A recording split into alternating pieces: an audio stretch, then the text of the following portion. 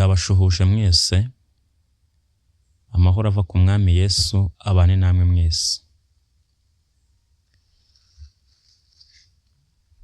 Uyu munsi tugiye kwigana amagambo avuga ngo umutima w'umuntu, urusengero rw'Imana cyangwa aho Satani akorera. Ndirinda cyane kugira ibisobanuro byanjye nshyiramo, hato ntakora ikosa ryo kongera ku cy'Imana yavuze cyangwa kugabanyaho, nkaba nikururiye umuvumo uboneka mu Byahishuwe igice cya 22 umurongo wa 18 kugera ku wa 19. Mbere y'uko rero dukomeza, reka dusenge. Data wa twese uri mu ijuru, niwe byose, niwe dukesha kubaho, uhabwa icyubahiro. Ubwo twemereye guhumeka umwuka wawe, turabigushimiye. Rero aya magambo wemeye ko atubera ifunguro, reka udutere kuyitaho, kandi ibyo ushaka aba ari byo bibaho muri twe, mu izina rya Yesu Kristo, amin. Umutima w'umuntu, urusengero rw'Imana cyangwa aho Satani akorera. Turasoma mu rwambere rwa Yohana igice cya 3 umurongo wa 4 kugera ku wa 10. Urwambere rwa Yohana igice cya 3 umurongo wa 4 kugera ku wa 10 haranditswe ngo: umuntu wese ukora icyaha abagomye, kandi icyaha nibwo bugome. Muzi yuko uwo yerekaniwe gukuraho ibyaha, kandi nta cyaha kimurimo.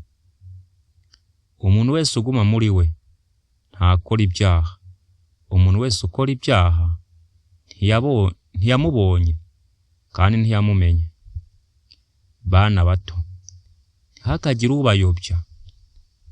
Ukiranuka niwe mukiranutsi, nk'uko wari umukiranutsi. Ukora ibyaha n'uwa Satani, kuko uhereye mbere na mbere Satani akora ibyaha. Iby'umwana w'Imana yerekaniwe ni ibi, ni ukugira ngo amareho imirimo ya Satani. Umuntu wese wabyawe n'Imana ntakora ibyaha, kuko imbuto yayo iguma muri we, kandi ntabasha gukora ibyaha kuko yabyawe n'Imana. Icyo nicyo kimenyekanisha abana b'Imana n'abana ba Satani.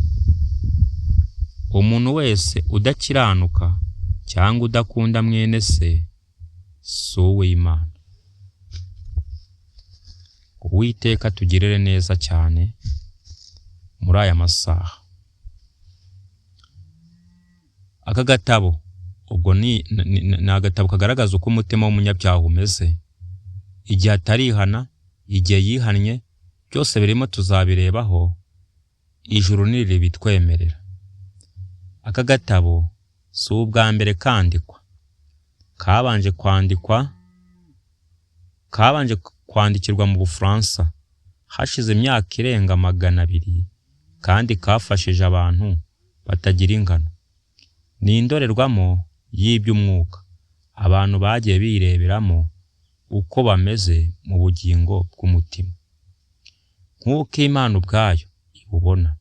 Ababoneye ibyaha byo mu mitima yabo muri aka gatabo, kandi bakihana, bakabona umutima mushya n'umwuka mushya, ni benshi. Uko usoma aka gatabo, ujye wibuka ko ari indorerwamo ushobora kwibonamo wowe ubwawe, waba uri umuntu utizera, waba ukijijwe, waba utemera ibivugwa mu ijambo ry'Imana, cyangwa umukristo wasubiye inyuma. Uzasangamo ishusho yawe nk'uko Imana iyibona. Imana ntirobanura abantu ku butoni, ireba mu mutima w'umuntu. Satani niwe se w'ibinyoma, n'umwami w'umwijima, n'Imana y'ab'isi. Yigira nk'umumarayika w'umucyo, nyamara ntakiri umumarayika w'umucyo nk'uko benshi bakibyibwira, kandi baba bashaka ko uko ameze kutagaragara. Ubu hariho abigisha ibitari iby'ukuri kuri Kristo nk'uko bahozeho na kera. Ibyo si igitangaza kuko Satani nawe ubwe yihindura nk'umumarayika w'umucyo. Iyo dusomye mu rwa kabiri rw'Abikorinto igice cya 11 umurongo wa 13 kugera ku 14, ayo magambo niho tuyasanga. Mureke tuyasome mu izina rya Yesu. Urwa kabiri rw'Abikorinto igice cya 11 umurongo wa 13 kugera ku wa 14.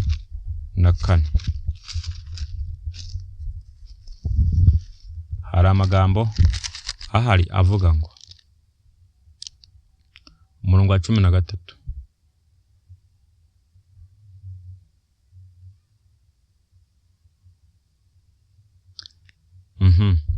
bene abo ni intumwa z'ibinyoma, ni abakozi bariganya, bigira nk'intumwa za Kristo, kandi ibyo si igitangaza kuko na Satani ubwe yihindura nka marayika w'umucyo. Mureke tujye mbere twumve. Satani Imana y'iki gihe ahuma amaso y'imitima y'abantu n'ubwenge bwabo kugira ngo umucyo w'ubutumwa bwiza bwa Kristo utabatambikira. Ko niko duteye.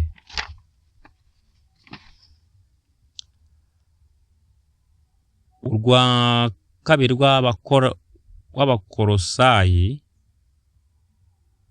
rw'Abikorinto igice cya 4, abanyabyaha bose n'abatizera bose bameze nk'abapfu n'impumyi imbere y'Imana. Bakurikiza imigenzo y'iyi si, bagakurikiza umwami utegeka ikirere, niwe mwuka ukorera mu batumvira Imana. Abefeso igice cya 2 umurongo wa 1 kugera ku wa 2.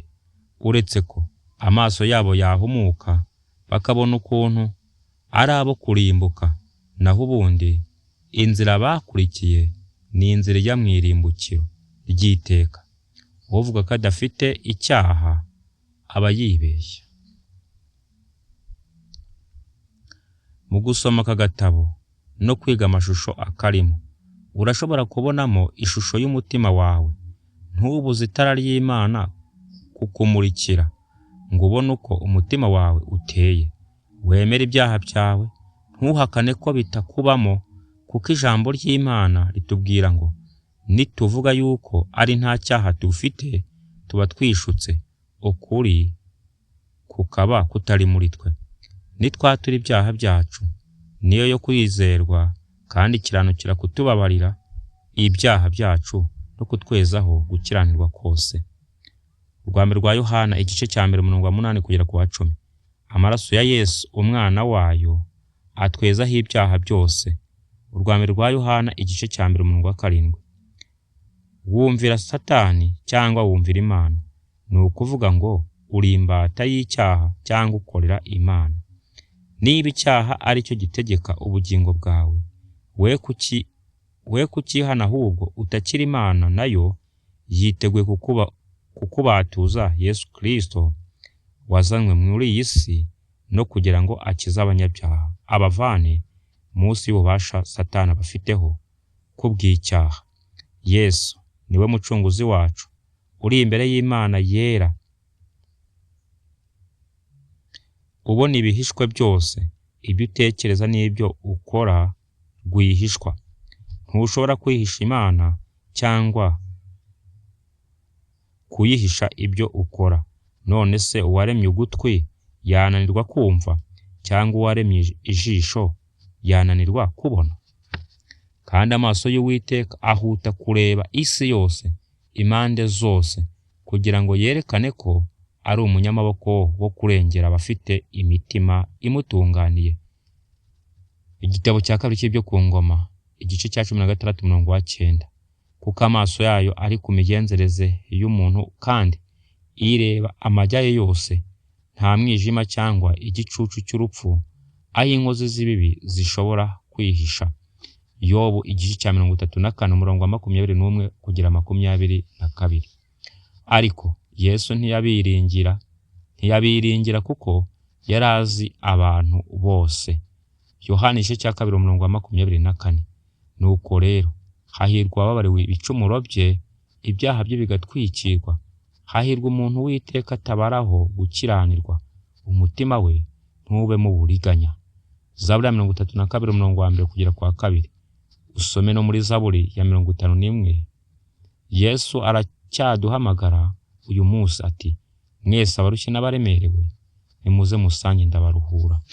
Aya magambo wayasoma muri Matayo igice cya 11 umurongo wa 28. Nshuti yanjye, mushiki wanjye, Uwiteka kugire neza kandi akumvisha ibi bintu kuko ni ibintu bikomeye. Mureke dusenga Imana. Data wowe uhoraho iteka ryose, uhabwe icyubahiro. Niwe dukesha kubaho, niwe duhamagara ukadutabara, ubishimirwe. Tugushyize Data imitima yacu mu biganza byawe, kugira ngo abe ari wowe uyitunganya uko ushaka, kandi ukudukomereza impano. Uturinde guhangayikishwa n'iby'isi, ahubwo tuguhanga amaso mu izina rya Yesu Kristo. Amin.